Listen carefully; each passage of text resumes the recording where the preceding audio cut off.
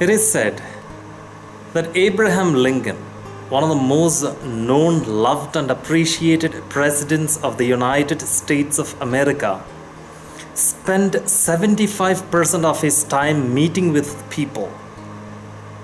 No matter how busy the president was, he always seemed to have time for those who called on him. Dear friends, in the Gospel of today, we hear how Jesus and his disciples, after their ministry, were tired and were badly in need of some rest. Therefore, they get into the boat and go over to the other side of the lake so that they can be all by themselves, have some food, and rest for a while. But we are told by the evangelist that the crowd got to know of their destination and reached the place on foot even before Jesus and his disciples could reach there by boat. When Jesus landed, he saw a great multitude, and we are told he had compassion for all of them. And even though they had come for rest, Jesus started teaching them several things. We are often people who have our set timetable, and we get upset if someone disturbs us during our personal time. Our private time is sacred to us.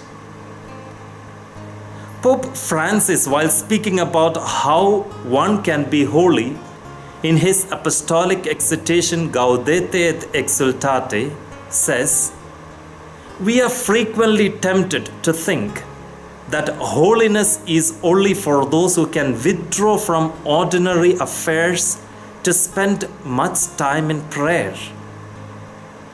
That is not the case," Pope tells. We are called, he says, to be holy by living our lives with love and by bearing witness in everything we do, wherever we find ourselves. Thus, holiness, looking from this perspective, dear friends, is going the extra mile.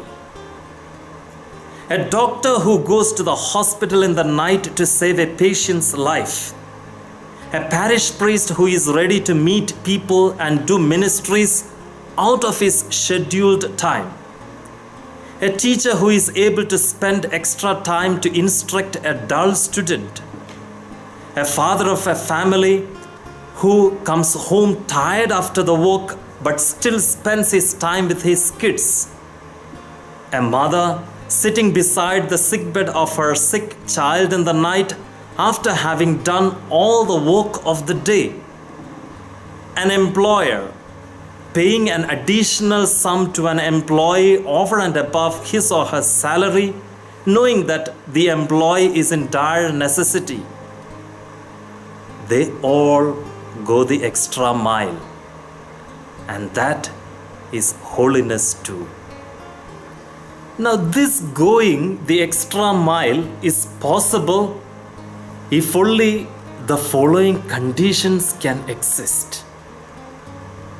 First of all, you go the extra mile if only you consider what you do is a ministry and not merely a job. For G. Bhagavan, the English teacher of a government high school in Tamil Nadu, who was prevented by his own students from getting transferred to another school because they loved him so much, his teaching career is a ministry, not merely a job.